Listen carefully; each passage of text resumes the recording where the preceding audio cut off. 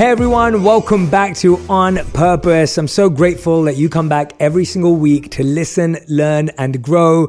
And you know that the podcast for me is just an opportunity to reach out to people that I'm inspired by, people that I feel are changing the world, people that I feel have amazing insights that I can learn from and want to share with you.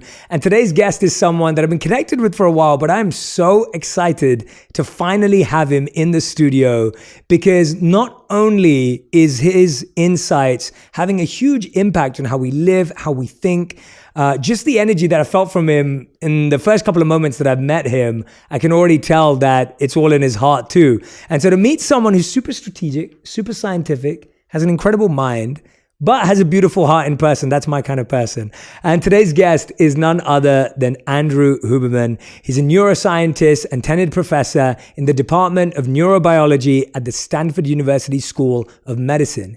He has made numerous significant contributions to the fields of brain development, brain function, and neuroplasticity, which is the ability of our nervous system to rewire and learn new behaviors, skills, and cognitive functioning.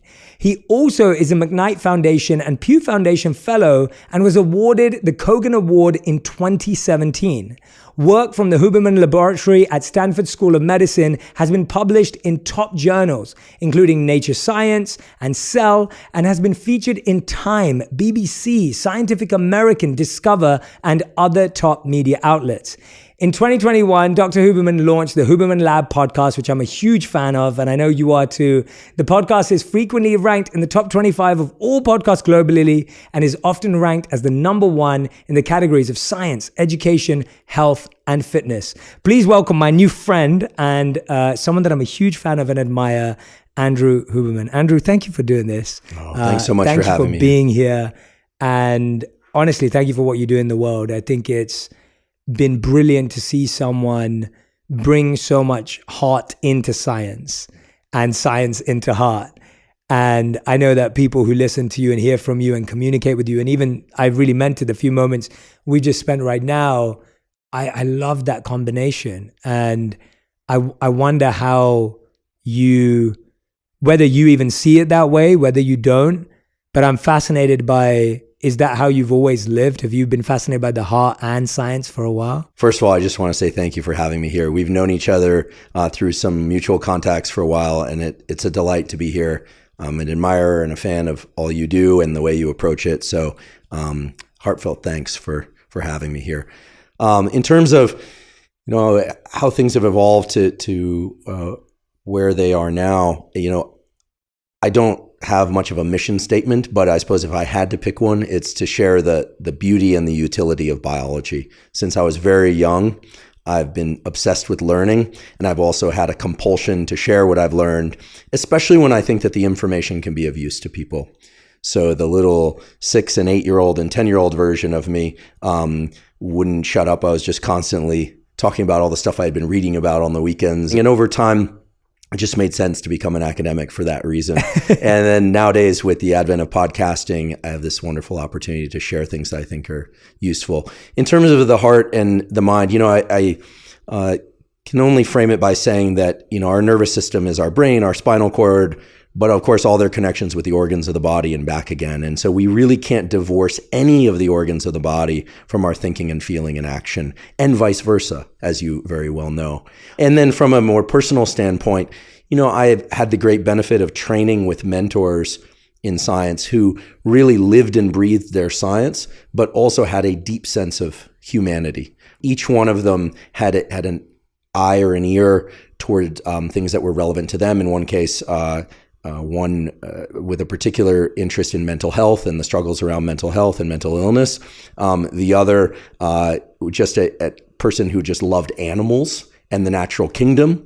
And then my other advisor was a very strong advocate for scientists of all kinds and backgrounds. And so I was so blessed to be weaned by people who really instilled in me a love and a desire for learning and sharing and doing research, but also understood that how one shows up to the conversation means everything. And so, I just feel very blessed to have had that, and I'm just trying to do right by them. I love hearing that. I had no idea that was a part of how you were mentored and guided. And I mean, I'm sure they feel very proud in seeing that you continue on and pass that legacy on and so beautifully. But I think what I find even more intriguing about that is so many of our early learning experiences are not necessarily that way. And you said that you loved learning and you love sharing. I think most people that I know, or at least that I talk to or I hear from in comments or podcasts, would say school was not an exciting place for them. Maybe they went to college or didn't go to college, but they necessarily didn't have a positive experience. Maybe it was filled with fear or doubt or judgment or criticism, or maybe there was a lack of confidence. That could have been not only from teachers and the school system, it could have been from friends or bullies or people in that environment. So what I'm fascinated by is our relationship with learning, because when I look at my relationship with learning too, I remember starting off having that buzz and spark, then almost feeling like I was forced to believe there are only certain ways you could learn. I grew up believing I didn't like reading because we were only encouraged to read fiction books. And even till this day, I don't like reading fiction books. I have no interest in reading fiction books. I love reading nonfiction. And today I can read nonfiction books every day, every week, every month, every year, and I'm fully engrossed and immersed. That's why I'm excited for your book one day. And I think that is something that I learned, that I do love reading. I do love learning, but I was never introduced to that form until my father gave me a biography when I was 14 years old. And so how do you think our relationship with learning has been formed over time, hearing from your own as well? I think it was the great physicist Max Delbruck who said that, when teaching, assume zero knowledge and infinite intelligence. I try and keep that in mind. I think that we are all innate learners by virtue of the fact that this nervous system, as it's called, is really a map of our experience. And it's there to form itself. It's unusual among the organs in that it shapes itself, right? Unlike the kidney or the liver, which doesn't constantly update its own form and function the same way. The nervous system is there essentially to educate itself so that it can operate better in a given environment. And once one understands that, you start to realize that the forms of learning are many. So for instance, math, or I suppose in the UK it was maths. Wow, well remembered. Maths, could be learned by way of different, using different types of examples, right? Movement of trains or bartering systems, or on paper, just simple long division and multiplication. But in the end, what you're really trying to find anytime you're teaching or learning is you're trying to find a universal algorithm of how the brain works. And what I mean by that is that, all these nerve cells, they only can communicate through chemicals and electricity. It's really just meat in there, believe it or not. But there are algorithms that are universal. So whether or not one learns better verbally or visually, or whether one has a propensity for math or for verbal subjects, what is true for all of us is that the brain is there always asking questions and trying to make predictions about its environment. And I think what happens is when we're children, we are learning passively all the time. As we get older, and especially as we get to our mid and late 20s, it takes an immense amount of focus and energy in order to learn. But of course, the nervous system can still shape itself well into adulthood, almost certainly for the entire lifespan. But that focus and energy feels almost like an agitation. And I think that as children, we don't necessarily experience that agitation because we can, for better or for worse, we can experience and change passively. Neuroplasticity just happens by way of pure experience. As we get older, mid-20s, early 30s, and so on, that threshold of agitation for people feels like it's something to back away from. But if we can learn to approach that and understand that agitation is actually the circulation of chemicals, which is the brain and nervous system telling itself, aha, now I need to pay attention and change, we can start to actually modify the way that system works. So that's a bit of a convoluted answer to your question, but I think that at the heart of our nervous system is this ability, these algorithms by which it can change themselves.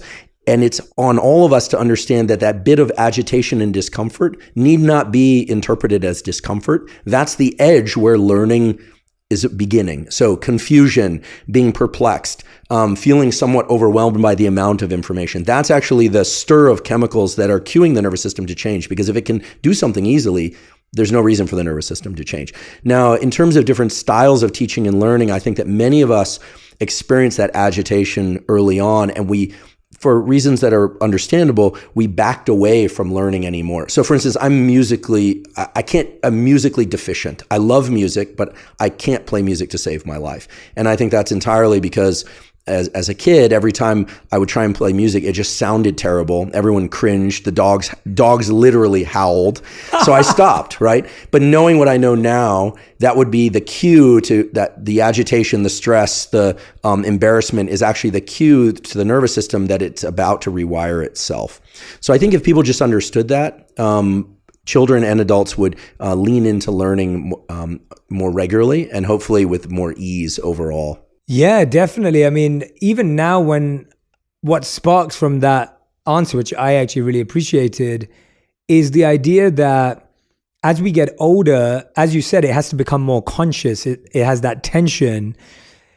It's almost like you have to start figuring out how you learn best and how you process ideas. So for me, I know that I love to first dive deep and immerse myself in something. And then I like to create a structured approach to get there if I enjoy it. So if I want to learn a new skill, I'll get obsessed with it for a weekend. I'll go on the course, I'll read the book, I'll watch every video. I just want to dive in to really see if I genuinely care or whether it's me thinking I care, and to try and separate that ego and that true desire, for me at least. And if I do a weekend of something and I realize, oh, my ego liked that, but I didn't really like that, I'm going to step away. Or actually, wow, this is fascinating. Then I'll go and build a step-by-step plan with small steps and incremental steps. That I've learned over a long time of learning different things. How can people think about the best way they can learn? What are different styles? What are different methods that you think people can think? If someone's listening right now and they're like, Andrew, well, I want to learn a new instrument, or I want to learn a new language. Or maybe it's, I want to learn how to start a podcast, or I want to learn how to play a sport, or whatever it may be. How can someone start thinking about how they should approach learning? Terrific question. And fortunately, nowadays, we can look to studies done in humans that define some very key principles. The first principle is that the whole process of neuroplasticity and learning is really a two-stage process. First, there must be focus and alertness. That focus and alertness is associated with the release of neurochemicals, so-called neuromodulators, things like acetylcholine in particular, which sort of acts as a highlighter pen, if you will, for certain connections in the brain to later be reinforced. And the neurochemical adrenaline, which is also called epinephrine, also depending on if you're in the UK or elsewhere. A long, interesting story, not for this time, about why it has multiple names. Epinephrine, also called adrenaline, is associated with an increase in kind of agitation and alertness. Acetylcholine, think of it as kind of a spotlight or a highlighter pen for certain connections in the brain. So you need alertness and focus. And then the second stage is that it is only during periods of deep rest, in particular sleep, and something that I call non-sleep deep rest, which I've given an acronym because scientists like acronyms, NSDR, non-sleep deep rest. Things like yoga nidra, things like shallow naps, things like forms of meditation that don't involve a lot of focused concentration. You're far more the experienced meditator than I, so I'm outside my wheelhouse when talking about meditation.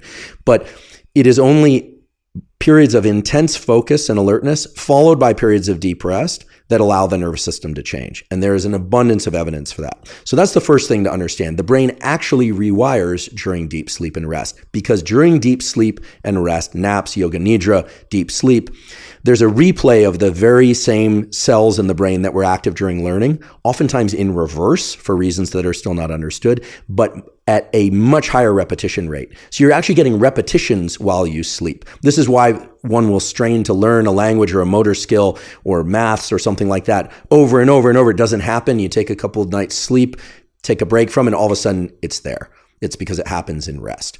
Now, there's some other things that one can do to enhance this process further that are arrived to us from good data.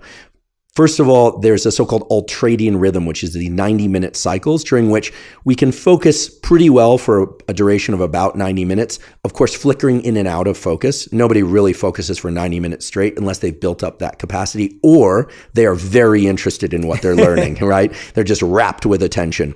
Usually people flicker in and out.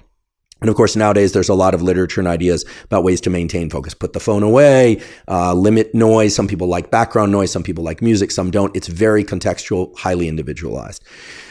But 90 minutes is sort of the batch of time that the brain can focus really hard on one thing before it needs a true rest of an hour or two before you can go back to learning or working very hard.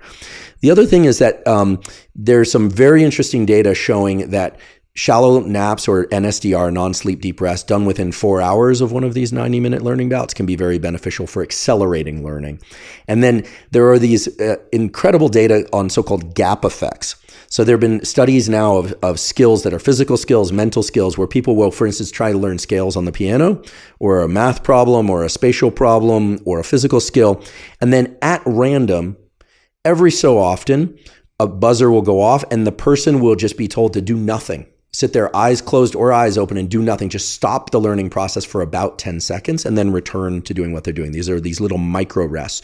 It turns out that during those micro rests, the hippocampus, a brain area, as you know, that's associated with learning and memory, and the neocortex, also associated with learning and memory, undergoes replay of the thing that the individual is trying to learn at 20 times the speed, also in reverse, just as in sleep. And that can lead and has been shown to lead to accelerations in learning.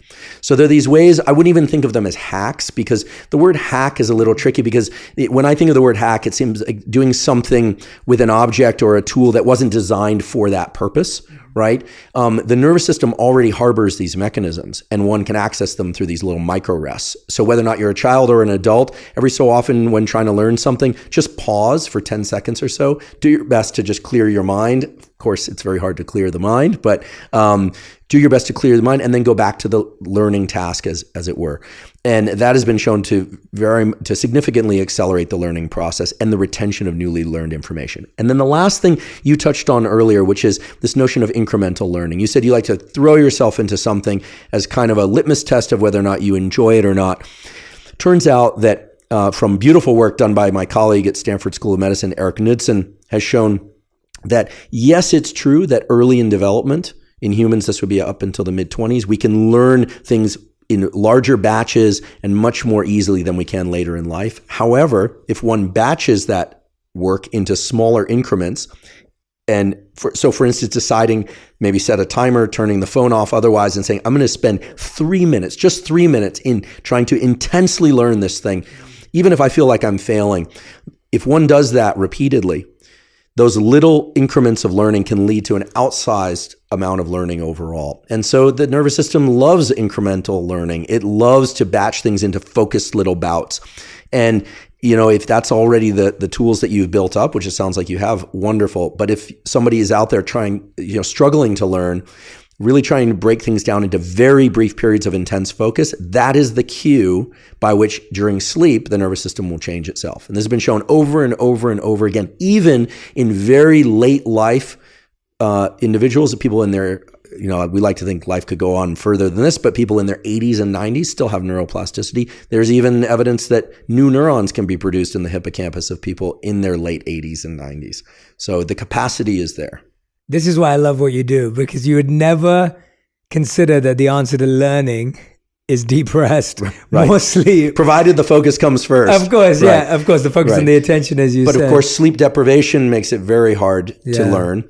And there's something else important that happens in sleep. Nowadays, I think most people, thanks to the beautiful work of Matthew Walker at Berkeley and others, really understand the value of sleep for health, immune system function, et cetera. There is a stage of sleep, rapid eye movement sleep, that we're all familiar with, of course, and where literally the eyes are moving, that tends to come later in the night during the second half of sleep, where there's a tendency to have very emotional dreams, or at least dreams that are laden with a lot of emotional content of some kind. During rapid eye movement sleep, there's an inability to move the body. We call this atonia. It's literally a sleep-induced paralysis that's healthy. And a complete failure of the nervous system to release adrenaline, epinephrine. This is sort of like a trauma therapy in some sense. If you think about it, it's a replay of an emotional event minus the neurochemical that makes us feel tense and agitated. So in our mind, those dreams can often feel very distressing. It's been shown that if you deprive people of rapid eye movement sleep, they fail to dump the negative emotions of things that happened the day before and the day before. And I think all of us have experienced the shift in emotionality that happens when we are sleep deprived, what ends up happening is that the little things seem like big things. But after a few nights sleep, we're okay. And there's no mystery to why that is anymore. I think almost every sleep scientist believes it has something to do with this built-in kind of trauma release therapy where you get to experience the thing in your sleep minus the neurochemicals that make your body feel terrible. And somehow that dissociation allows people to then step back into life with a clean slate. Wow. Yeah. No, I've heard those ideas before, but the way you just wove it all together is really special. What I'm intrigued by then is what's the latest science on dreams? Because there are so many spiritual, wisdom-based approaches to dreams. I've never really dived deep enough, I think, from a scientific perspective into dreams, apart from some particular aspects. But let's go there.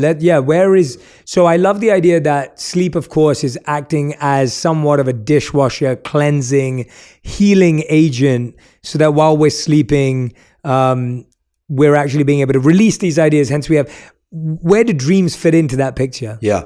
Well, I'm glad you said dishwasher, because from a pure physiological standpoint, this is separate from dreams, but from a pure physiological standpoint, it's now well appreciated that during sleep, there's a rinsing out of the debris that accumulate in the brain. The brain is the most metabolically demanding organ that we have. It consumes tons of energy. Most of the energy that we burn in terms of calories is from our brain, not our muscles, even if people don't feel like they're thinking very hard.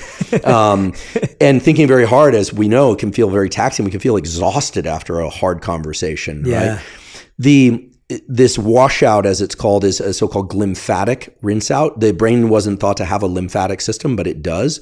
The cerebrospinal fluid starts to reverse, basically, its pattern of flow during sleep. All these incredible ways of washing out the brain during sleep. Now, during the first half of one's night, the 90-minute cycles still persist that we were talking about earlier, these ultradian cycles. And those 90-minute cycles are mostly made up of so-called slow wave sleep.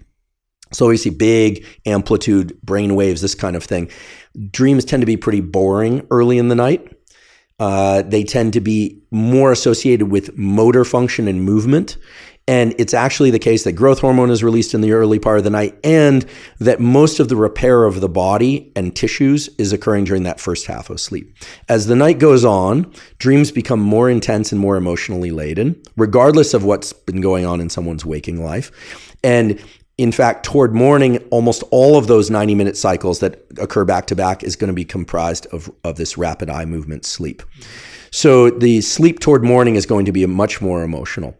Now, the interesting thing is that if you look at the data on dreaming in humans, and you look at it purely through the lens of neuroscience, you get a bunch of language back about, okay, not much epinephrine happening, so you're dissociating the emotion from the neurochemical state. If you look to the psychology literature, which I do, you read a book like Memories, Dreams, and Reflections by Jung, or you start to look at some of the kind of hybrid work, which is psychiatry, which of course are MDs that are grounded in physiology, but also think psychoanalytically. I think they're really onto something with this idea that dreams are basically a time in which the ordinary sequence of life events is converted into heuristics, shorthand symbols. And the brain loves symbols in the daytime too, right? We don't walk around parsing every angle of every object. The way the visual system works is that the recognition of your face, for instance, there's a brain area that I've seen you many, many millions of times, billions of times probably, and I recognize you immediately as Jay Shetty because there literally is a neuron in my brain that's a Jay Shetty neuron. We know this, right? From recording from brains of people that recognize people, right? If I met some of your staff today, lovely people, for the first time, now those neurons exist for them. But that representation of you was built up through basic representation of just the orientations of lines, all right? Just like one would sketch your face and then build in more elaborate representation. The brain represents things in symbols in a very abstract way. So without going down too far of a rabbit hole, if I were to, for instance, say, you know what, Jay, I'm going to play artist today, of which I'm not, and I'm going to draw your face. And I did my best to draw your face and I showed it to you. You'd probably say, oh, that's not great, but you'd probably recognize some of the features. Yeah. But for instance, if I decided that I was going to put your eyes in a different location, eliminate your teeth, put a bunch of tattoos on your face for fun, and show you this, and you'd say, that doesn't look anything like me. And I say, but that's my abstract representation of you. It turns out that the brain represents everything in the external world as a shorthand abstract representation. And in dreams, The reason that we tend to, for instance, replace people with animals or objects with different objects is because the brain is thinking more in terms of the relationships between objects than it is the objects themselves. And so this is where dream analysis gets a little bit tricky. So the analysts would say, for instance, I had a dream not that long ago where I was being chased by two animals. It was a bear and a wolf, a very salient dream for me. And turns out that bear and that wolf, I realized only later that day. I was walking around, I'd gone for a swim in the ocean, got out of the ocean, and I turned to someone and I said, oh my goodness, I know what that was about. That was about these two children that are now in my life that, and I thought they're chasing me like they need something from me. And it opened up an entire conscious discussion about that. So in my mind, these children were represented as animals, not because children are always represented as animals, but probably because it was the feeling that they were impinging on me and they're lovely children, but nonetheless that they're impinging on me. So the point is not my dream. The point is that dream analysis always has to take into account that the brain operates in symbols where objects are replaceable and there are only relationships between objects. And so if one has a very scary dream about a person or sees a monster, it's really in the early waking state of the day that we are in a position to best understand those relationships. So here's a tool I recommend that's actually supported by sleep science, which is when waking and in the first 30 minutes or so around waking, you're in this liminal state. Even if you're somebody who wakes up and feels very alert, you're in this liminal state where that symbolism is still quite fluid. I highly recommend that people try and not bring in too much new sensory experience if they want to understand their dream. Stay lying down with your eyes closed. Maybe tell your partner or if someone else you live with, if you live with somebody, that you just need a few moments and just try and move about your day in a way where you're not trying to solve the dream, but you're also not bringing in a lot of new sensory experience, because in that moment, you actually stand a chance of parsing what that relationship is. And this is something that psychoanalysts understand. This is something that, believe it or not, clinical hypnotists understand, bring people into a state of deep relaxation and be able to capture that transition between the sleep and waking state. Forgive me for the, excessively long answer, but not excessively long at all. Fascinating. Honestly, not excessively long. Please carry on. Yeah. Well, there's physiology that we know, and then there's the psychology of this. And just to make it very clear, the brain thinks in symbols in the daytime and in dreams, in waking states and in dreams. It's all symbols. Everything is symbolic representation because we can't parse all the information coming into our nervous system. But because the nervous system's main job is to make really good predictions, to basically do statistics, like when, for instance, as a child, one of the first things you learn is that objects fall down, not up. So the first time they see a helium balloon, it's like awe and excitement. That awe and excitement is the release of neurochemicals that teach the brain sometimes objects fall up, so to speak. Yeah. So once one starts to recognize that the brain is always trying to make these predictions, you can start to look at your dreams as symbolic representations and how those relate to one another. The action functions are far more interesting and important than, it was a vase. And, when I was a kid, there was a vase in my grandmother's home and that vase represented something. Maybe, but more likely, you would want to think about the shape of it or where that vase was in relationship to other things. Because that's how the brain works. It makes predictions based on context. Yeah. I hope that's helpful to people. If there are other theories of dreams, and I'm certain that there are that extend past this, I apologize for not addressing them. But I think for most people, just thinking about the relationship between objects in their dreams is going to be more useful than thinking about what exactly the dream was about, quote unquote. Yes. And I want to just say, please do not apologize. That was a brilliant answer. And it was so useful even for me because I think you're so right that so often, even people will ask me, they'll be like, hey, I had this dream. What does it mean? One thing we have not solved as neuroscientists is two things. One, why it is that people need to tell other people their dreams, because other people, unless it's a trained therapist, are useless for helping unless they have intense knowledge of the symbolic representations in your life. We should all be doing this ourselves. And the other one is a kind of peculiar one, which there seems to be a need among many people that if they wake up in the middle of the night and they can't sleep, to wake up other people who are sleeping. But I haven't solved that one. No, I love that. And I completely agree with you. I think when I think about that, though, what really struck me was this idea of the brain loving symbols. And I think of what are healthy symbols throughout the day Because I think we forget. I mean, you came into this room earlier, we came into the studio, and you were looking around at all my symbols that I surround myself with. Do they count as symbols? Do they not count as symbols? Absolutely. And Right. one thing I noticed immediately on walking in here is many of the things are beautiful and they have a lot of depth to them. And I have this obsession with anytime I'm in a new environment, provided that it's appropriate, I just have to sniff around and look at everything. Yeah. I have to kind of know where I am in relationship to things. Absolutely. And I saw you do that, and I didn't want to bore you with the history of everything. I could send it to you. But the idea that I find as well, this environment has been sculpted with symbols that allow me to be present with someone, and what I hope will help others be present as well, or at least spark their curiosity and intrigue so that we can have that in our conversation. I wonder, what are healthy symbols? Are there certain healthy symbols for the brain to connect with on a daily basis, before sleep, after sleep, that allow us to program ourselves more effectively? Because I feel like most of the symbols that we're seeing are unconscious or unintentional, or mainly marketing or advertising or propaganda, but we're not really selective around our symbols. Yeah, I love that you asked this question, because for years, we hear these things like, you are the sum of the 5 people you spend the most time with. But nowadays we spend more time with symbols and people on social media than we do oftentimes with other individuals, or at least equal amounts of time in the room, right? Rarely is it just the physical bodies in the room. It's all the people in our phone, which I don't see as a bad thing. Right. Actually, for years, when I was working more or less in isolation in my lab, I had this little list. I don't think I've ever shared this before. I had this little list of people who I love and admire, many of whom I've never met. And I just would read that list over and over again.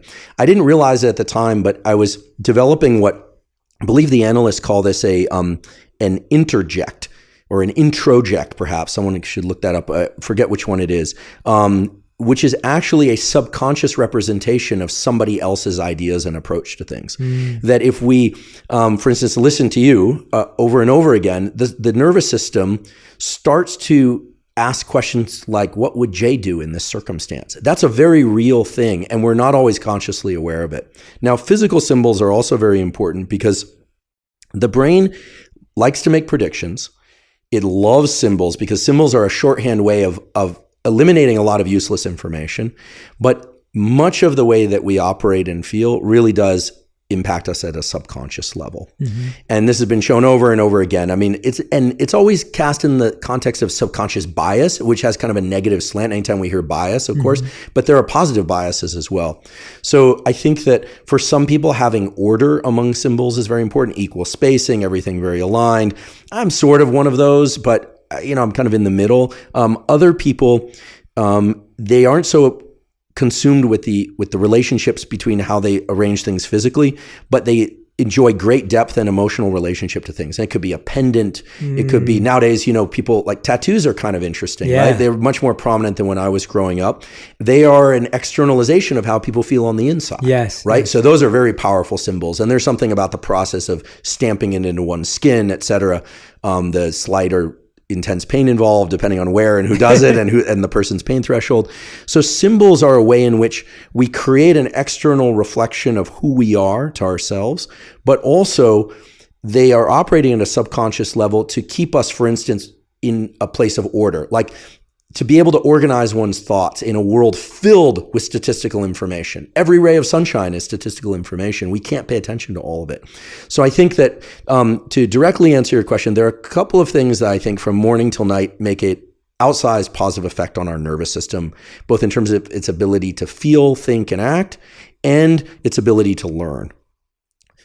The first one isn't so much a symbol unless you adopt it as one, and I certainly have, which is there are now thousands of quality studies showing that we should all try and get some bright light, ideally sunlight, in our eyes within the early hours of waking. This doesn't necessarily mean waking with the sunrise, although if you can do that, that's great. Some people wake up before the sun comes out. Getting a lot of bright sunlight in one's eyes early in the day puts a number of neurochemicals and hormones into a state of, let's just call it what it is, positivity. Mood is enhanced, immune system function is enhanced, sleep is enhanced 16 to 20 hours later, and so on. Also, in the evening. So the sun as a symbol is very important, but it's also anchoring our subconscious physiology, because every cell in our body has a 24-hour clock. We need to time it to the rise and fall of the sun each day.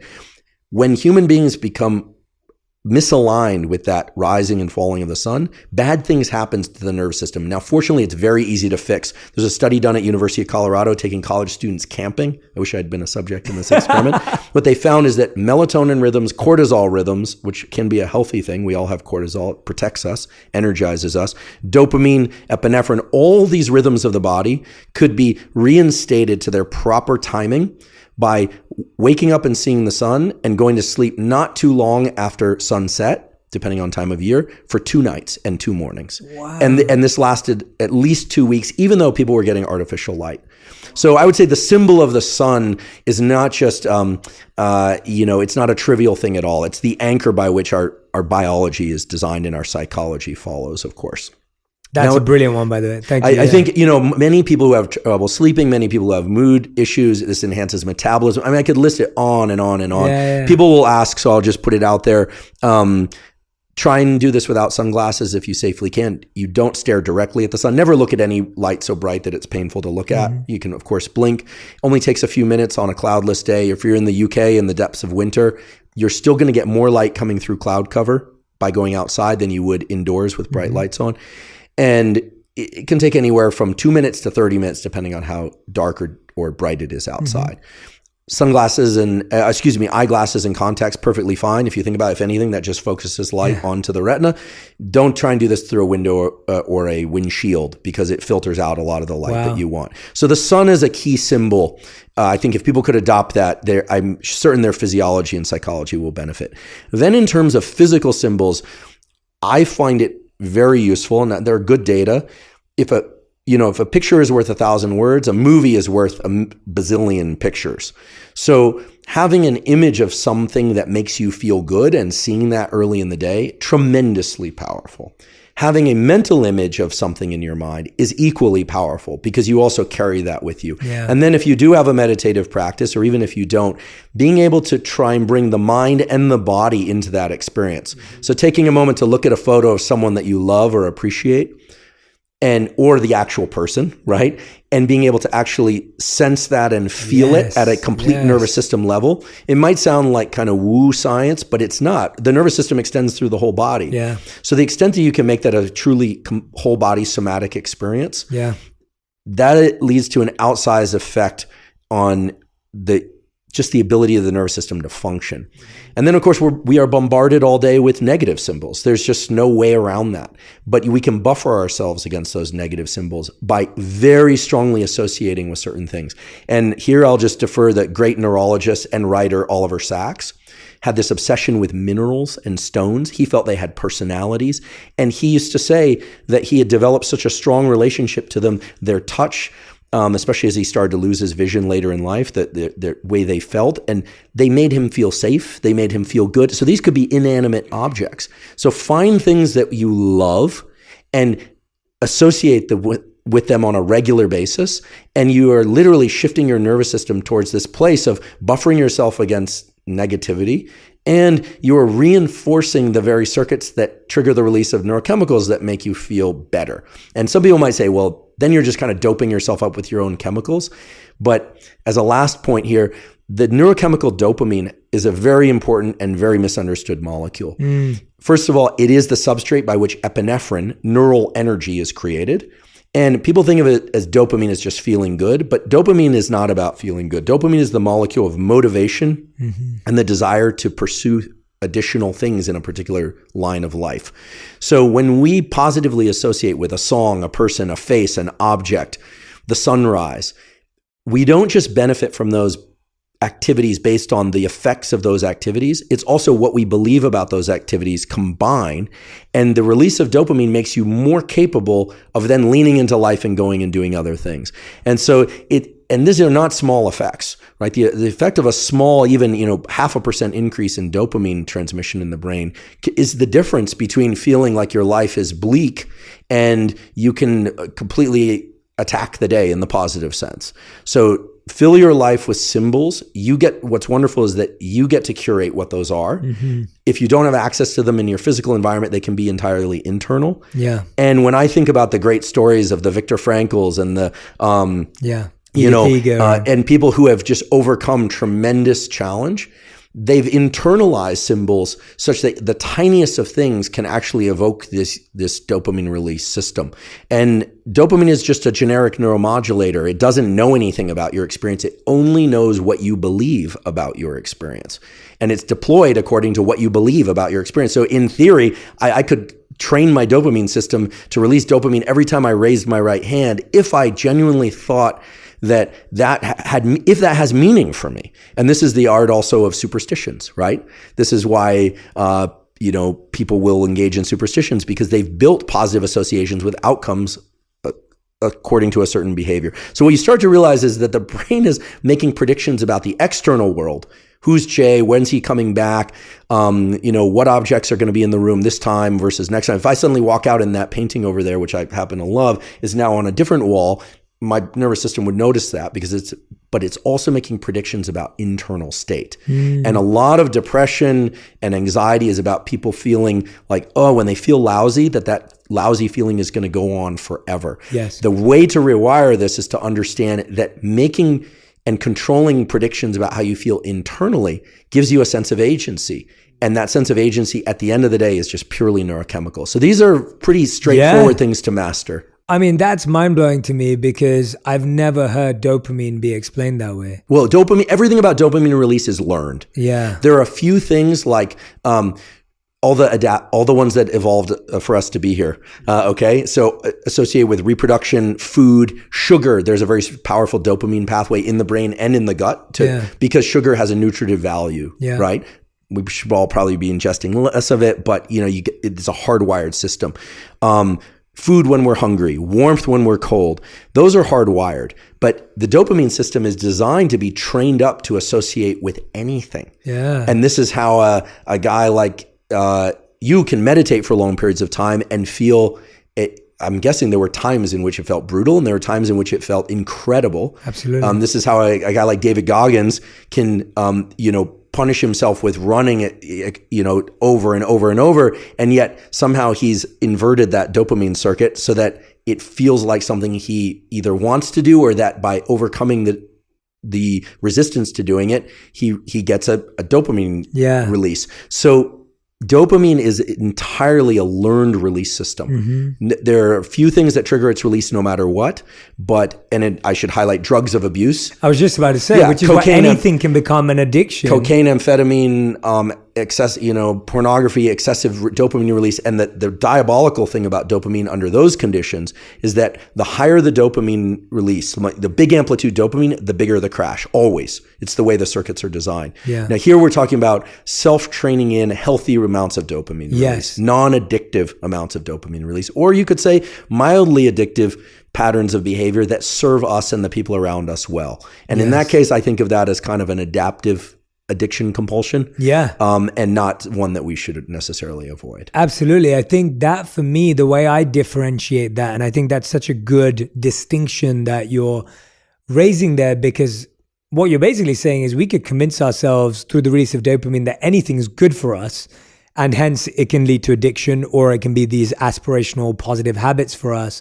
And I think the way I've been able to at least differentiate is that which is good for me after, that which makes me feel good after I do it, because that's that release of dopamine that I'm experiencing after I do it, is more important than that which makes me feel good before I do it. Oh, I love that. So I don't feel good before I go to the gym, or maybe before I meditate, or before I eat a healthy bowl of protein and food that's good for me, but I always feel good after it. I love that. And when I feel good before I stay up late at night and hope that we're going to have a great time, or I feel good before I eat a pizza, or I feel good before I have loads of sugar because I have a massive sweet tooth, but then afterwards I feel the pangs of it.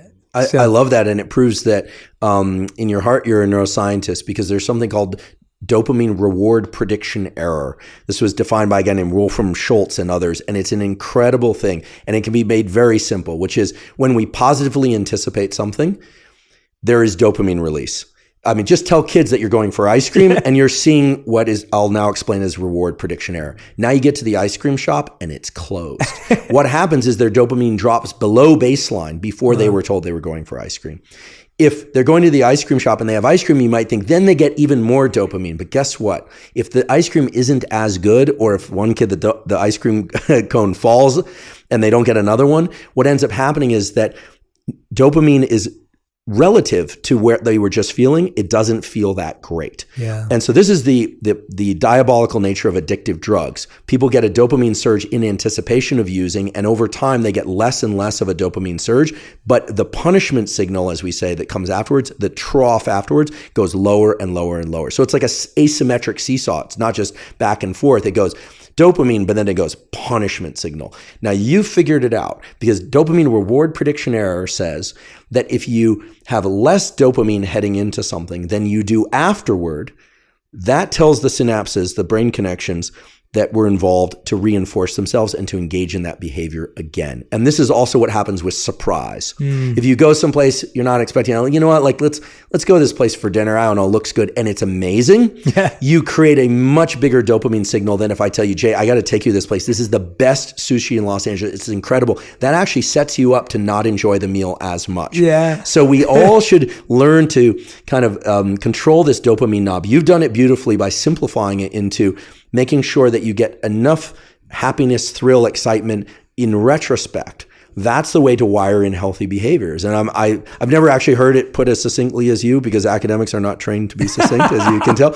But I think if everyone kept that in mind, they would do themselves a great service, which is try and ask whether or not you had as much or more pleasure in the aftermath of something as you did during, and you get two benefits. One is you can avoid addictive type behaviors.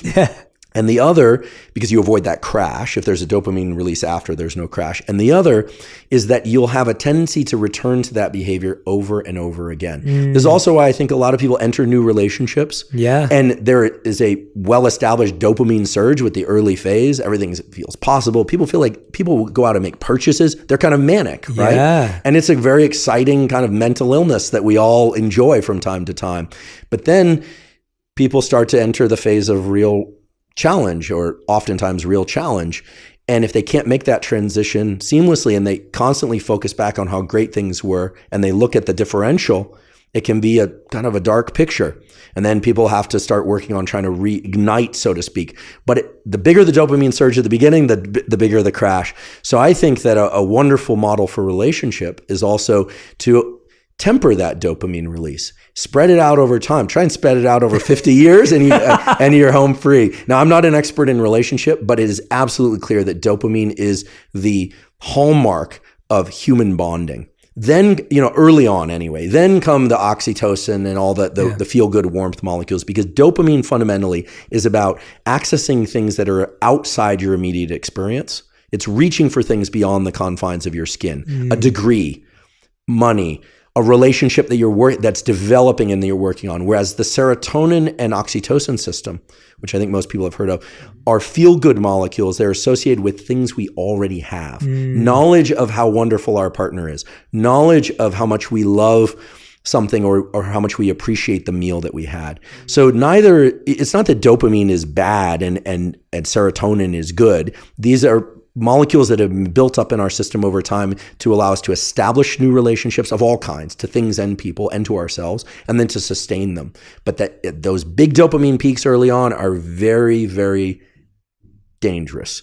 And we need to learn to temper them and just spread that out over time. It's a resource, and we need to learn to calibrate that resource. Andrew, you're just blowing my mind again and again and again, because there are so many long-held beliefs that I have, or techniques or tools that I've built, or mindsets that I've created and that I share and coach and pass on from the studies that I've done. But I get so much joy out of seeing deep study support those ideas. I think I want to unpack a lot of the things you said. The first thing I want to say is my new claim to fame is that you said I'm an honorary neuroscientist now. So, I'm going to... You think like a neuroscientist, because to be able to batch things in time that way is a unique skill. I'm not saying this for flattery, but it makes you feel good even better. But the fact of the matter is... I was being funny, but I'm grateful. But most people think about experiences as one thing. Yeah. We went to Costa Rica. It was amazing. And I'm sure it was. And when dopamine's flooding through your system, there's also something really cool is it distorts your perception of time. It feels like time goes by very, very fast. But in looking back, it seems like a lot happened. Yes. Think about when you're bored in the doctor's office waiting room. Feels like it goes on forever. And you look back, guess what happened? Nothing. Yeah. It's low dopamine state. So dopamine actually acts as it's like shooting a film at high frame rate. Yeah. Okay. So feels like a lot's happening. You look back and it goes by very fast, but you look back, a lot happened. So you batch things in time. And this is fundamentally important to how we work. If we look at experiences only in terms of how we experience them and not the aftermath, we miss a huge portion of life. And more importantly, we miss the opportunity to access the right behaviors and thoughts. Yeah. We can be very misled by things like dopamine. It's really a tricky molecule to work with, and we're all working with it. No one is immune from this. Of course. Right? Yeah. So, but yes, you are absolutely a neuroscientist. That's my new tagline wherever I go.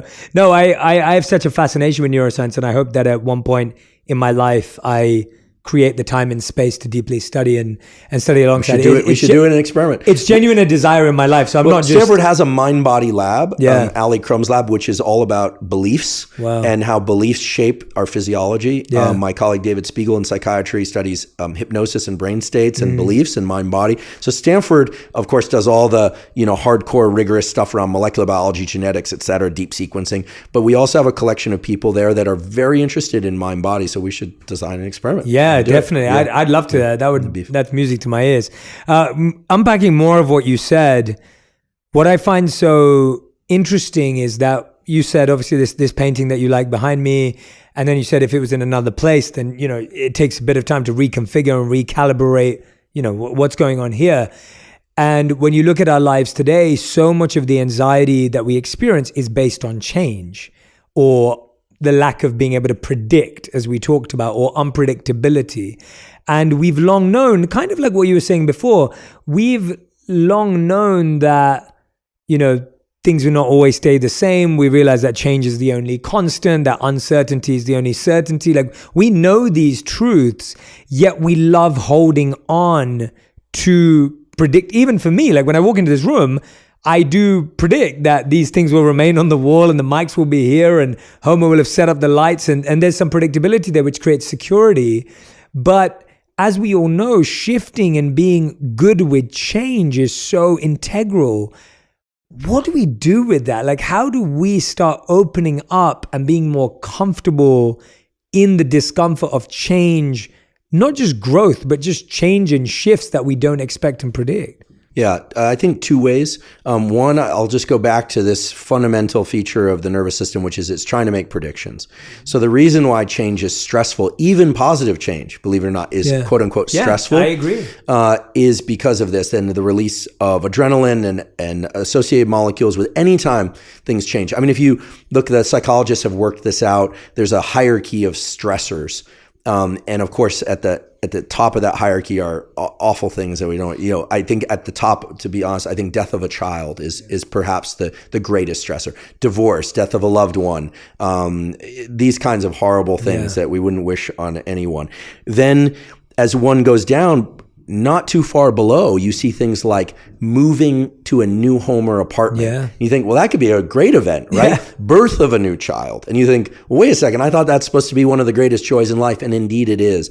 But it's stressful to the nervous system because so many things have to be reconfigured, not to say anything about the lack of sleep with a newborn and this kind of thing. So change is always going to force our brain to make more assessments of our environment. One of the things that we can say about the brain for sure is that once it learns something, it likes to not have to think about it. When you walk, because you already know how to walk, you don't think right, left, right, left, right, left. But when you learn how to dance a new step or something of that sort, or a new skill, sports skill, you have to think about it, and it's work. And anytime we have to think about behaviors and they aren't simply reflexive, that work, as we call it, it's a combination of the release of things like adrenaline, epinephrine, in the brain and body. I should say from the adrenals in the body, but also in the brain from a little brain area called locus ceruleus that acts as kind of a sprinkler system for the brain to kind of wake up all brain areas, saying, okay, let's pay attention to a lot of stuff here. Very basic system, but very fundamental system. It's literally a wake-up system for the brain. It works in parallel with the release of adrenaline into our body. Now, one way to deal with change is to simply know this, right? To understand that if one feels stressed or agitated around a new move, or you have a partner who's really stressed about a new move, even though it's exciting, it should be exciting, that's perfectly normal, because what they're experiencing is this increase in agitation and alertness. And it also makes it harder to enter deep, really relaxed states because the brain is in a mode of predictions, making predictions, what's happening next, thinking. And one of the things that's key to falling asleep each night and replenishing our ability to think and make predictions is the ability to turn off thinking. This is why I'm such a fan of what traditionally was called yoga nidra, which literally means yoga sleep, lying down. It's a form of meditation, as you know, and with breathing, etc. I certainly want to point out that I have no desire to rename any of these ancient practices. These are beautiful practices that have been built up over thousands of years. The reason I call sometimes batch yoga nidra with so-called NSDR, non-sleep deep rest, is that unfortunately, both in science and in traditional cultures around some of these behaviors, the language has become a barrier for people to try them. Fully agree. I'm not trying to wash away any of the wonderful culture and tradition around these. I want to be very clear about that. But ultimately, it's about accessing a state of mind, as for anyone that's listened to a yoga nidra script, and I should say I do nidra every day. I have for almost a decade now. It's without question, along with viewing morning light, sunlight, the most powerful practice I think I can recommend to anyone. It is about, as you always hear in a classic nidra script, you move away from thinking and doing to being and feeling. Now, what is that? If we take a neuroscience lens of it, what is this thinking and doing, being and feeling? It's about shutting down of the prefrontal cortex, which is making predictions. What's happening next, right? As we move into sleep, you enter that kind of liminal state where things become disjointed, right? A cat flies through the room and then you might jerk yourself awake and it's kind of odd, but that's the state of not thinking and doing and just being and feeling, being in one's pure somatic experience. So I would say, in order to move through change, designate 20 to 30 minutes each day to put the brain into a state of non-thinking, non-doing, and into a state of quote unquote being and feeling. So not making predictions. Now, the tricky thing is when one is stressed, that's especially hard to do. Yeah. And this is why I think, what was it, Thich Nhat Hanh said, who said, when stressed, meditate every day, but when stressed, meditate twice as long, or something like that, right? Yeah. When I don't think I have time, like that is almost when I need to make the time. Yeah. It's a skill. And so this ability to turn off thinking enhances one's ability to enter sleep, which is vital for mental and physical health, obviously, learning, etc., for reasons we discussed.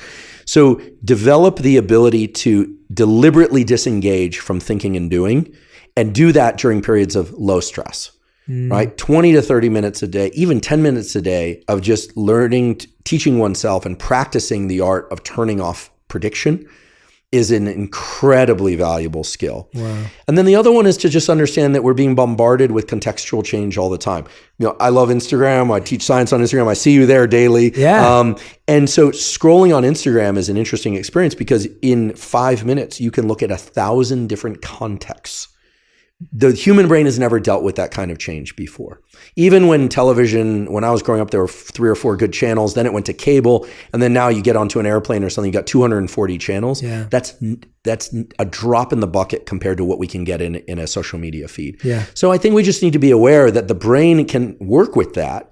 But then what you're turning on is an ability to walk into a new context and figure out the statistics. Imagine if in an Instagram feed, And I'm not demonizing Instagram. I think they're wonderful. I think they provide a wonderful resource, truly. But imagine if we walked out of this room and it was a completely different landscape. It was a jungle. Then we turn the corner and go into what I would think was the kitchen.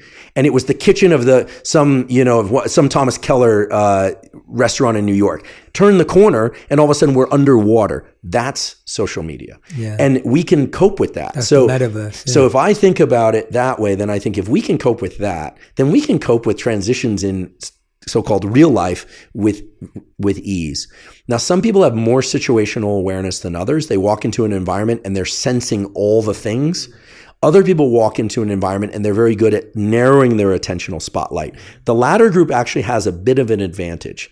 They probably wouldn't be so good as a special operator in the military that has to develop situational advantage, or a police officer or a teacher, but they're going to be immensely good at one-on-one interactions because they can make the room disappear.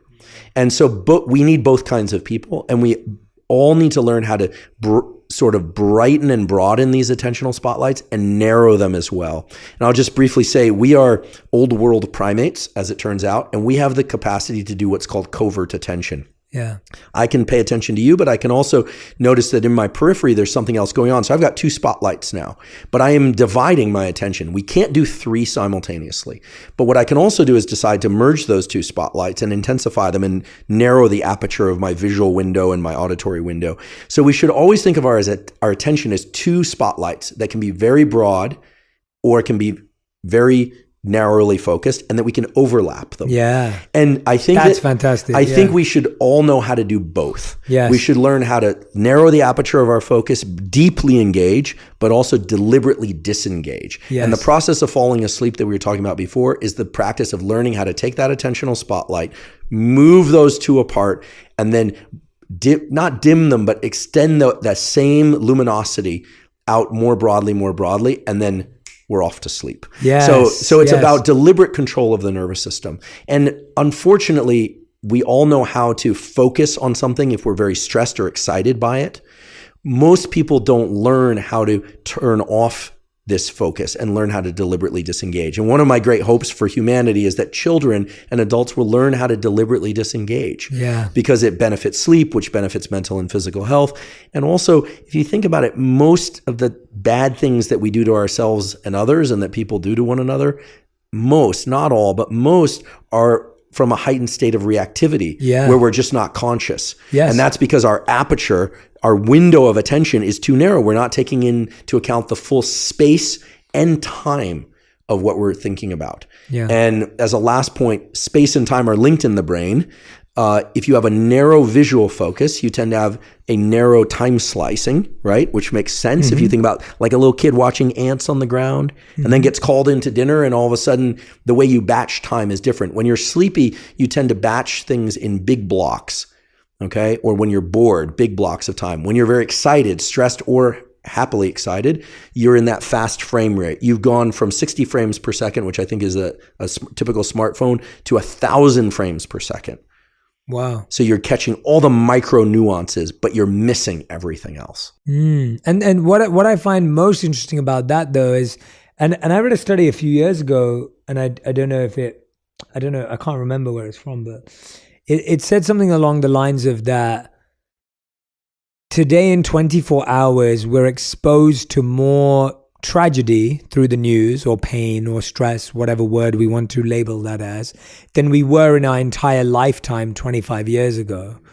I believe it, sadly. I think I have to agree. Yeah. And what I found also was that what you're saying, and I love this idea of we have these 2 points of focus and putting it together or bringing it out, which I think is fantastic as a visual too. There's an element though that really draws us in of judgment and criticism. Like I find judgment, I'm using judgment as the overall word, criticism is a very specific word, but what really makes something harder, like when we're processing 1,000 posts on Instagram, the most difficult part is when judgment comes in, whether it's positive or negative, because that's what draws you in. And I find that we have more things to judge, and to make that many judgments in a day is quite exhausting. And then to be exhausted by the number of tragic or stressful moments that we experience. And like you said, that it's okay if we're on Instagram and we're seeing multiple things, or we're seeing this kitchen into this animation into this world. But when a lot of it is painful, to deliberately disengage but remain connected to reality, I feel like that's somewhere where people feel like they're in no man's land. Yeah, and it's a particular challenge now with the number of images and movies that can come at us, and I think that here I'm not one to usually talk like this, but I think much of building a good life is about both honoring and challenging the asymmetries of our nervous system. What I mean by that is, everything we've talked about up until now are wired into us from birth. We have dopamine, epinephrine, these circuitries, we get an attentional spotlight. That all, we show up in the world with that, and we have to work with them. We also need to acknowledge that there is an asymmetry to learning. Before we talked about the gap effects and the two-stage process of neuroplasticity, there are exceptions. The exception is learning of negative things. You only have to touch the hot stove once, or metaphorically speaking, the hot stove only has to touch you once before it changes you. So there's one trial learning of negative experiences. Now, once we understand that asymmetry, and once we understand that negativity actually has a bit of a stronghold on our nervous system, then I would hope we would accept the idea that then we have to work a little harder to counter that, or maybe a lot harder, in the same way that so-called highly palatable foods, which is now is kind of science geek speak for unhealthy, highly processed foods. Because there's some, I do love fruits and vegetables and healthy, and there's some wonderful baked goods. Let's face it. I mean, I love croissants, so I don't want to demonize highly palatable foods, but I think we could all do well to eat healthier foods, and they are not as rewarding in the short term as some of these highly palatable foods, right? And especially to the young nervous system, there's a milkshake or candy just tastes better to these kids than vegetables, for reasons that are hardwired into the nervous system. But we know that kids need their fruits and vegetables probably more than they need candy. Okay, so we have to all learn to counter these built-in asymmetries in our nervous system. And as adults, we probably thought we had it made, but then now we're bombarded with all this negative imagery. And so the key is really the symbols that we were talking about earlier, to really build in positive symbols and internal symbolic representations. What I mean by that, not just physical things in our environment and people, but also how we hold those things inside is so important. And I think this is what comes to this notion of intentions. It's work. Right life and right action and all these things that we hear about. It's work. It's working against the tide that is pulling us toward negativity. That's in fact, there's a study that was done in the 60s. It was published in the journal Science. There's an excellent journal, one of the apex journals. They had people with stimulating electrodes in their brain for reasons related to neurosurgery. These people could stimulate multiple areas of their brain one at a time, and then they reported how they felt. So that the human would stimulate and they'd feel drunk, or they'd stimulate another area and they'd feel happy. They'd stimulate another area, they'd feel sad. Fascinating. We learned a lot about the human brain from these studies. The brain area that people preferred to stimulate the most, this is really going to upset a few people, was the one that led to anger and frustration. Wow. And you think to yourself, well, that's just terrible. Are we just doomed, right? Yeah. No. Well, it turns out that anger and frustration is a signal to the brain and body that you need to do something in response to that. Usually move away or move forward and sort of enter an aggressive state.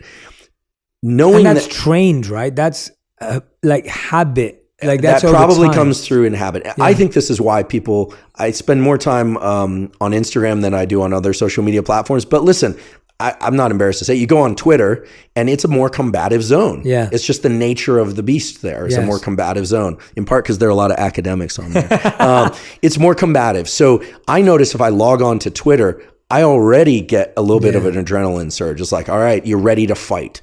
And just knowing that we have this innate bias towards frustration and anger and that kind of friction. Hopefully, my wish is that it will allow people to relax around that and to realize, this is sort of like the food that I immediately want to reach for, that's the kind of dopamine signal that you were talking about early on. But how am I going to feel afterward? Yes. How am I going to feel afterwards? And I would say that 99% of online interactions where people end up in these ridiculous battles, later, both parties probably think, well, how did I get wrapped up in that? Totally. That's absolutely crazy. You think you're scoring slam dunks on each other at the time, but it's ridiculous. Yeah. So I think the thing to understand is that we have these asymmetries, but that we can learn to work with them. The way that I think a really incredible psychiatrist, he's done a lot of work on trauma, Paul Conti describes it in a different context, is that, and he's like, to my mind, the expert on trauma and just has done beautiful work, is that it's like those little kids' toys where there's a little ball bearing moving around in a maze. He described this to me. So this is all Paul Conti. He's an MD, and this is his work, not mine, his words. There are times in which we are like that game where just a slight shift and all of a sudden the ball bearing goes down the chute. And what we should all be striving for is for, slightly concave and for it to kind of maybe move around a bit with the events of life and what we hear and see. That's what we should be striving toward. And that takes work. Some people are naturally there, but very few people are naturally there. But this is the power of meditation. This is the power of non-sleep deep rest. This is the power of good sleep, or most nights. This is the power of excellent social relationships. This is the power of mindsets and intentions. That stuff, gratitude practices. None of that stuff is weak. All of that stuff acts as a kind of a foundation from which we can approach things and go, yeah, the impulse is to get pretty upset about that, but I'm going to lean away from that. Very hard to do when we're not tending to those foundational elements. Actually quite easy to do over time because it gives us the perspective. And I think that if we understand that we're being bombarded with this, it's like being at a buffet of junk food. Yeah. But understanding that somewhere in that buffet is really nutritious food, and that's what we should be aiming for, and learning to kind of override the natural signals of, ooh, I really want that and I really want that, by thinking about exactly what you said earlier, which is, how am I going to feel afterward? And what's that? That's dilating our perception of time. We're getting out of that slave to dopamine mode, and we're starting to think about, no, I'm not going to let dopamine control me. I'm going to control dopamine. Mm-hmm. And that's powerful. Yeah. I what that sparks for me is also this idea that I've been in love with for a while, is fragility and strength, and how not being exposed to something doesn't protect you, but it makes you weaker. It absolutely does. And nowadays there's a big interest in so-called dopamine fasts. I think they have their place. If people have been engaging in things that are high dopamine evoking behaviors, there is a place for this. This is one of the routes to sobriety. Beautiful work by my colleague at Stanford, Dr. Anna Lemke. She wrote Dopamine Nation. Incredible book about dopamine in the context of addiction, but all kinds of addiction. She talks about this. There is a role for dopamine fasts. Really moving away from intensely pleasurable activities for about 30 days is necessary for some people to reset. Yeah. But it's naive for any of us to think that then you go back into the world and you're not being bombarded with temptation of different kinds. I mean, the whole idea is to bring the system back into balance so that you can notice the subtle inflections, right? I guess the meditators and yogis, I always loved the language they use, would be the kind of subtle. After meditation, you can notice the kind of subtle ripples in life, right? Yes. Whereas if you're just hard charging all the time, you miss so much. Yes. Again, I'm using the wrong language here. Yeah, beautiful. But I think that, so dopamine fasts have their place, but better to have your hands on the steering wheel, accelerator, and brake of all these mechanisms, and to go through. It's only when, the car has been wrecked that it needs to go into the repair shop. Yeah. Most of us don't need a dopamine fast. We need to understand how dopamine works. We need to do exactly what you described earlier, which is to extend the time domain so that we think about, am I getting dopamine later also, or is this just a quick up and down kind of event? Then I think we can move through life in a much more adaptive way. And then you mentioned, obviously, when we were talking about relationships, we talked about how dopamine is there at the beginning, but then we're talking about serotonin and oxytocin, these inner feelings, which I love that description also of like how dopamine is this pursuit of external things, and oxytocin and serotonin are more about how we feel what we have. I think that was another great visual, and I love how you speak in symbols more than like it's I really, everything you've been sharing today, I can visualize it, and I really enjoy visual learning. And so when you were speaking earlier about how you can visualize a symbol even if you don't have it physically. And even when you said that to me, I'm like, oh, that's really fascinating. That dopamine is that, oxytocin and serotonin is this. With oxytocin and serotonin, we know that a lot of the habits you just mentioned, they are what create this balance, right? So the reason why people are talking about decreasing dopamine, I guess, is because we've noticed that dopamine is shooting through the roof. And often what we do for oxytocin and serotonin are not really that balanced across the board. Let's look at relationships and go, is there a need to have dopamine in long-term relationships? Or are serotonin and oxytocin enough? And not just relationships, that applies to career. It applies to everything, I feel. Yeah, absolutely. There's a wonderful book about this written by a psychoanalyst in a slightly different context. The book, the title of the book is Can Love Last? And it's an interesting book. It operates on the premise that when we first meet somebody and we want, this is in the context of a romantic relationship, and we desire a romantic relationship with them, it's very much about objectification of the other person. And I don't mean objectification in the traditional sense, but we don't rely on them yet. Yeah. Right? We only rely on the ability to pursue and get them, right? Or for us to pursue them. However, or them to like us. Exactly. Yeah. But we don't rely on them for safety at all.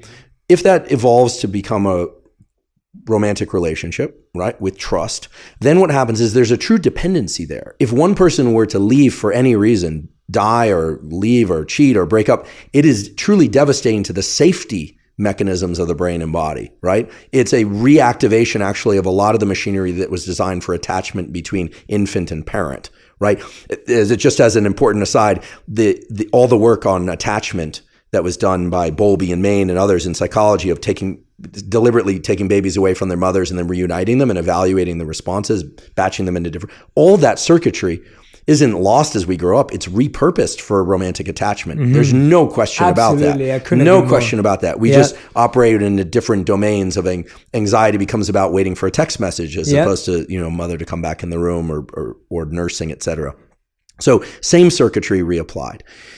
As we advance into relationships, we become more dependent on people. But the idea, and that it's touched on quite a lot in this book, Can Love Last, is that there is a need from time to time in some relationships to bring the dopamine element back in. Now, certain cultures have actually built this in a very strategic way of actually having men and women not physically contact one another for several weeks out of each month in order to maintain the kind of quote unquote excitement of a relationship. Wow. Nowadays, we tend to have this model of lover and best friend and sometimes even business partner, right? Literally. Which for some people can work and for other people can quash all the excitement, right? It really depends. And especially nowadays where people are working a lot more from home, there isn't a tendency for people to spend much time apart and to miss one another. Yeah. Missing one another, the yearning for the other person is a beautiful thing. Yeah. It's a painful but beautiful thing. What is that yearning? That yearning is the pain of the lack of dopamine and serotonin. I actually just came back from a trip and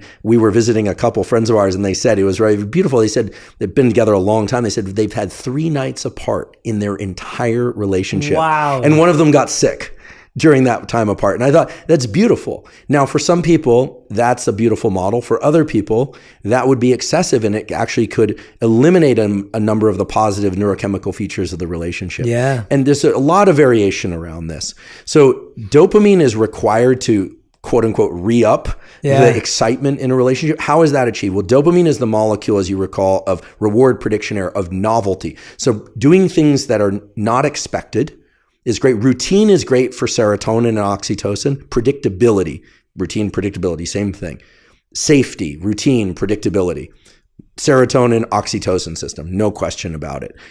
Dopamine is the neurochemical of novelty and pursuing new things. So for couples that are very set in their ways and feel very safe and homey together, wonderful, but creating ways in which they miss one another or creating new experiences for them to kind of re-up the dopamine in the relationship can have a tremendously positive effect. And I look forward to a day where neuroscience is actually incorporated into relationship design in an intelligent and respectful way, that they're respectful, meaning that there are differences. Yes. But we see a lot that people will just go out and get a new relationship, right? I'm of the mind that unless, it's a dangerous situation, better to probably avoid divorce, right? Certainly for sake of children. I've heard, of course, that divorces can rescue relationships too. I understand there's a lot of nuance, but I think everyone would prefer emotionally, financially, et cetera, to be able to be in a great relationship for a long period of time. Yeah. And so I think that understanding the push-pull between dopamine and serotonin is key. And just to remember that missing someone, yearning for someone, is the anticipation of how great it's going to feel when together. Absolutely. I think that could go a long way. And also for people that get very, very, very excited about the new person, the new thing, just be wary that not everyone's dopamine system works the same way. Yeah. And with dopamine, it's great to have increases in dopamine, but where it passes a threshold and it's very big peaks, where there's a peak, there's a crash, and the crash is always asymmetrically deeper than the peak. There is no way around this. And so learn to temper the excitement if you're an excitable person. Yeah. And I would say learn to ramp up the excitement a little bit if you're somebody who's not so easily overwhelmed. Yeah, definitely. I mean, me and my wife, we've been married for 6 years and nearly together for 10. Which you seem to have an amazing from the outside. Yeah, as in, I would say I always like to clarify that I don't think, I grew up wanting a Hollywood romance, and my views of love were defined by movies and music, and I realized that is not what love looks like at all. And my wife has been a great teacher to me in that space of showing me what a beautiful relationship can look like, but it doesn't look like how we think it is. And I think often when people see me and my wife, they may think we have that version too. And I'm very careful about the idea that we have a fantastic relationship, but it isn't fantastic for the reasons that TV or movies has convinced us that relationships are good. But we spend around 3 months apart every single year, not by design or choice, just by work and life. And I haven't seen my wife for the last 3 months, so it will be one more month before I see her. So the yearning is real. I cannot wait to see her. But at the same time, I get to focus on myself. I get to have alone time. I get to refill and refuel myself. I get to discover new parts of my identity. I get to learn a new skill. Like so many healthy, and of course we don't have children yet, so we don't have that responsibility. But going to what you said, I see so much value in how we can be open to these ideas. I think that's the point, that it's not about there's one size fits all or one right way. But I want to shift, Andrew, with our conversation to something you brought up earlier, because and if you don't feel comfortable talking about it, we don't. But I heard, and I've become aware that you have tattoos. You have symbols. So, Tim Ferriss outed me on his podcast. Yeah, thanks, Tim. I do. I grew up a child of an academic, and but then when I was a teenager, I got involved in skateboarding, punk rock music. I still have a lot of friends in that world. So the photographer for our podcast is from DC and Nike Skateboarding, Mike Blayback. I have good friends in that world, become friendly with guys like Danny Way. And, it's amazing. One of the greatest skateboarders of all time, by the way. I mean, he and I aren't close friends, but we become friendly. And for me, that's I grew up in that. And those were cultures that made a lot of sense to me given where I was at the time, and that have always felt to me like my first non-biological family. So I started getting tattooed pretty young, too young. And I will say to all of those out there that are thinking about it, think carefully. They are permanent. Things have changed around this. I always cover up my tattoos for the following reason when doing public facing work, which is that generally, when I'm trying to teach neuroscience, I'm trying to download ideas and transmit them. So I just want to avoid any distractions about the symbols that are meaningful to me, because they just aren't relevant in that context. Sure. I have a good friend who explained it this way. He said, well, maybe tattoos should be an important part of the hiring process, because rather than covering them up, if you have a lot of tattoos, it is evidence that you can sit still for a long period of time while in intense pain. So that's brilliant. True. I'll also say this. I was fortunate to know good tattooers. A good tattoo, there's a range out there. There are, yes. And along the lines of them being permanent, I will also say that black and gray lasts longer, doesn't fade than color. Yeah. So I'll say what's your most... what's the symbol on your body? And I'm sure you have many, but if you were to pick one, not your favorite, but one that feels really meaningful right now in your life? Yeah. Well, first of all, it's funny because people often will say, what are you going to do when you're like 60 or 65? You got all these tattoos. And I just think, okay, well, first of all, now I have an incentive to stay in shape. Yeah. And second of all, I actually worry about them disappearing because then I have to have them all redone. And they were pretty painful. It took a long time. Yeah. I got a lot of them. So it took a long time. It's been 25 years or more of getting tattooed. So, I can't pick just one, but I do have a picture of my Bulldog Mastiff Costello and a paw print of his, life size or actual size. I love that. And I loved that dog. I had to put him down a little while. Yeah, and it was just, the last line in the contract of good dog ownership is that you're going to put them down before they're in suffering. And it actually turned out to be a beautiful transition. I did it, in a beautiful location. He went easy, and I don't want to talk about it too long because I'll cry out of love. I notice I still cry when I think about him, but it's not sadness. It took me like 3 months to realize. I was like, I always cry when I talk about Costello, or I want to cry, and I realize it's because I love him. The feeling isn't sadness. Totally. He had such an incredible. But that's that symbol that creates a physical response. I feel it in my heart right now. And anyone that knows me, I loved that dog like crazy. So there's that one, and then. And I don't want to focus on negative things, but again, it's a feeling of love. I talked about these 3 advisors that I had earlier. I was blessed with amazing advisors. And sadly, first one died of suicide, second one cancer, who I was very close to, my third one cancer. So the morbid joke among people that know me is you don't want me to work for you. Now I can make that joke because all 3 of them had an incredible spirit about life. So I actually have all of their initials or symbols of them tattooed on my body, and I miss them every day. But I also, I think there is something powerful to embedding something in your body. Some people wear pendants. Obviously some people decide to get tattoos. I've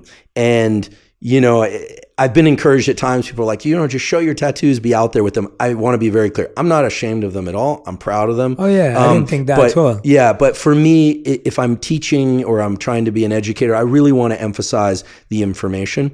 I also think, listen, the world's a complicated place and we can't always control people's interpretations of why we do things. Yeah. So for the young people out there thinking about getting tattoos, just understand that's the world we live in. Although I think nowadays people are more accepting. So thank you for sharing both of those. Thank you. I wanted that more. I just appreciate hearing about, because we spoke about symbols and that for that reason, I really wanted to understand the symbols that, for me, something about having, having experiences that I've externalized to the surface of my body feels right. It's weird. They feel like my skin now. Yeah, they feel like birthmarks. I never look at I never get up in the morning, look in the mirror and go, oh, like there's a tattoo and there's a tattoo. Yeah. And normally I just think like, oh yeah, like it just kind of becomes part of you.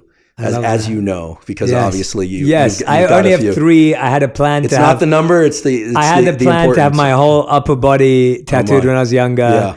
And then I became a monk. So I haven't had any since. Yeah. But so I got my first one when I was 16, second one when I was 18, and then the last one when I was like 21. Okay. And I did them all, and then I became a monk, and then I haven't had any since. Yeah. And my wife's been the other way around. Like since we've been married, she had 1 before we married, and she had like 7 more. So she's great. She's well, it's like I don't wear any jewelry except a watch, but tattoos for me have been it's been a fun journey, and I'm 46 years old now, so I plan to keep going. I love that. Yeah, there's at this point it's I suppose it's neuroplasticity. It's built into me. Yeah.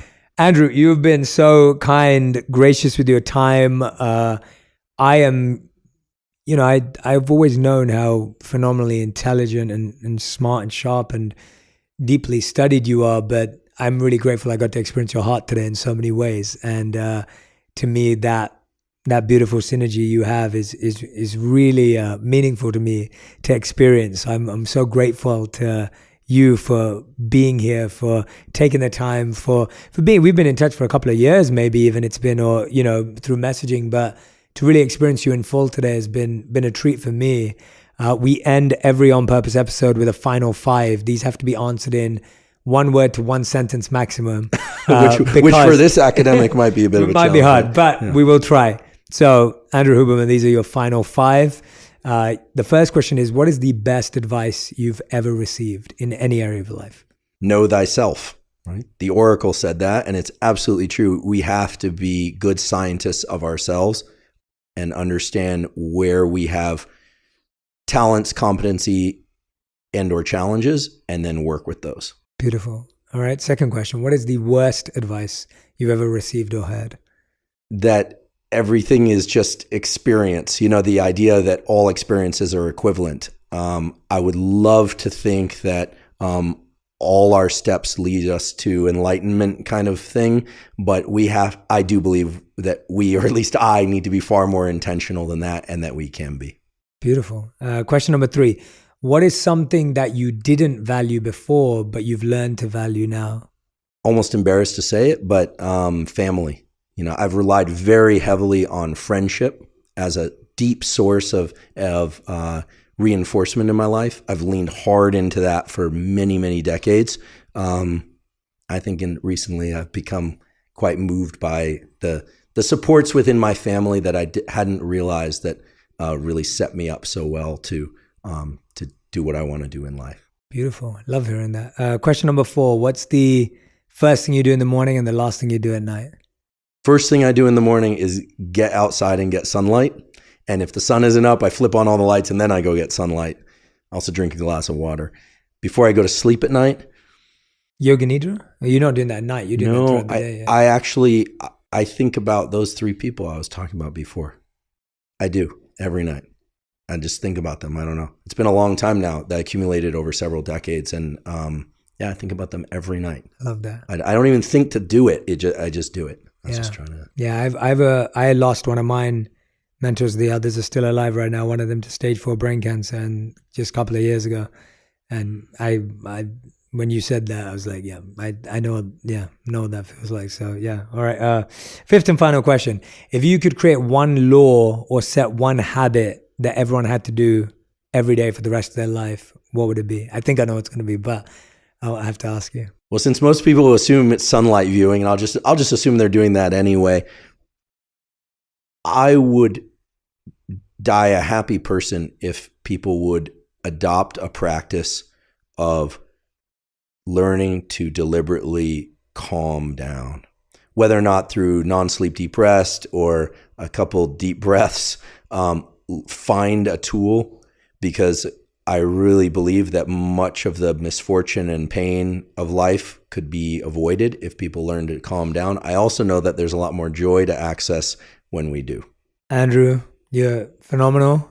You blew my mind multiple times today. I hope this is not going to be the only time that we hang out. We agreed the first time we spoke that the podcast was an excuse to build our friendship. That's right. I feel like this is a podcast episode that I would highly recommend that everyone listens to again. Takes notes. When you make those notes, try and find those elements that you want to put into practice. I would highly recommend that everyone who's listening to this episode go and subscribe to and listen to Andrew's podcast, which is a wealth of wisdom in everything we've discussed today. Today we've tipped the tip of the iceberg. We've dived into so many different areas. You'll find episodes on every single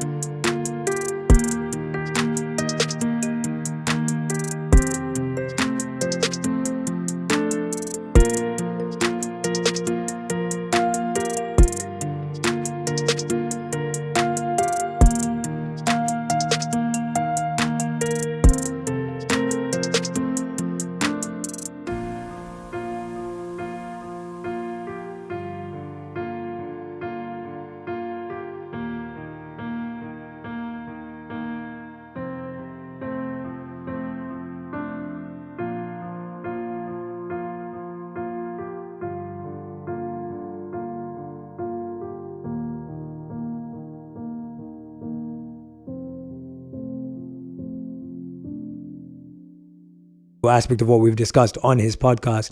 Highly recommend that you go and check it out for the episodes that really connect. We didn't even dive into your incredible work deeply on vision or on sugar and diet, and we didn't even get to go there, and we'll do that hopefully another time. But please make sure that you tag Andrew and I on Twitter, maybe on Instagram, to let us know what connected with you, what resonated with you, what is something that you're going to try this week because of this episode, how those habits are going. I love seeing you put these ideas and insights into practice. That is the whole goal of living a life.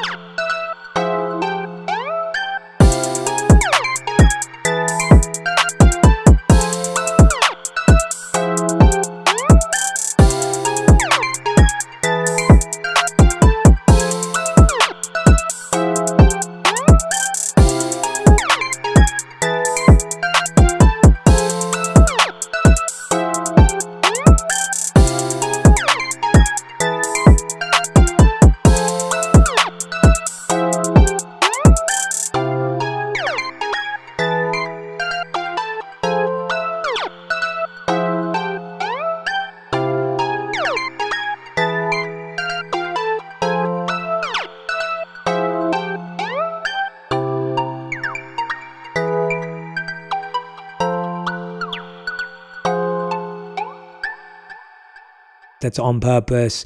Andrew, I thank you from the bottom of my heart. Express my deepest gratitude for doing this. And yeah, any final words, anything you want to share that's on your mind or heart that you want to put out there in the world? Over to you. Thank you. I want to genuinely say thank you. Again, we've known each other somewhat at a distance for a long time now. It's been a tremendous pleasure. You know, I look to social media and science and a lot of different landscapes for inspiration. It's been a remarkable thing to see what you've done. And it's so great to meet in person because I knew you were the real deal, but you know, I'll just say this. I know many people already feel this, but I just want to say that to meet you in person is a real honor for me. And I just so admire what you're doing, and I know the intent behind it is real, and the way you show up to it is incredible. And so I'm just I'm floating on the gratitude of being able to be here today face to face. Thank you so much. Andrew, thank you so much. Everyone, make sure you share this episode, pass it along to a friend who needs to hear it. As I said, you can obviously go and subscribe and listen to Andrew's podcast, which is called Huberman Lab, which you'll find on all podcast platforms. So make sure you do that. And of course, follow him on Instagram. As you can tell, he loves to be there too. Highly active, very present.